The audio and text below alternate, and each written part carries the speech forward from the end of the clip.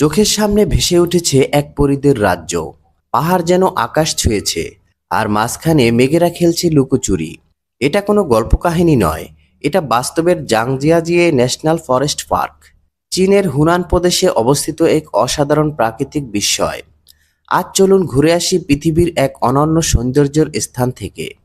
জাংজিয়াজিয়ে national forest park 1982 সালে চীনের প্রথম রাষ্ট্রীয় বন হিসাবে স্বীকৃত হয়। এটি ইউনেস্কো স্বীকৃত world heritage site Wulingyuan scenic এরিয়ার অন্তর্গত। প্রায় 11,000 একর জায়গা জুড়ে বিস্তৃত এই বনভূমি যেন প্রাকৃতিক ভাস্কর্যের প্রদর্শনী। এই পার্কের সবচেয়ে বিখ্যাত আকর্ষণ হল বিশাল বিশাল খাড়া পাথরের স্তম্ভ, যেগুলোকে দেখে মনে হয় যেন তারা আকাশে ভাসছে। 2009 সালে মুক্তিপ্রাপ্ত হলিউড মুভি অবতার এখান থেকেই অনুপ্রাণিত হয়েছিল। এখানকার এক পাহাড়ের নামই রাখা হয়েছে অবতার মাউন্টেন। পার্কে রয়েছে একটি বিস্ময়কর প্রযুক্তির নিদর্শন, বেইলং এলিভেটর। এটি বিশ্বের সবথেকে উঁচু বহিরঙ্গ কাচের লিফট, যা আপনাকে প্রায় 1070 ফুট উপরে নিয়ে যায় মাত্র 1 মিনিটে।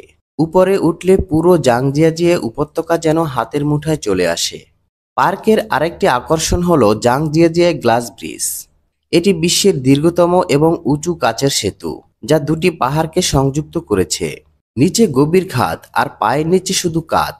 সাহস থাকলে তবেই উঠুন এই ব্রিজে। জাংজিয়াজিয়ে শুধু পাহাড়ের জন্য বিখ্যাত নয়, এটি জীব বৈচিত্র্যের এক দুর্লভ ভাণ্ডার।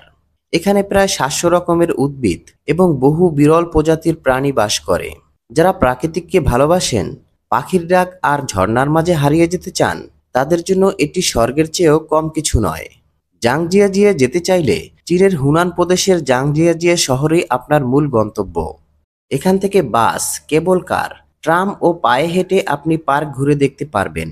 এপ্রিল থেকে অক্টোবর এই মাসটাই ঘোরার জন্য সব থেকে উপযোগী। জাংজিয়াজিয়ে পার্ক যেন পৃথিবীর বুকে এক টুকরো স্বপ্ন।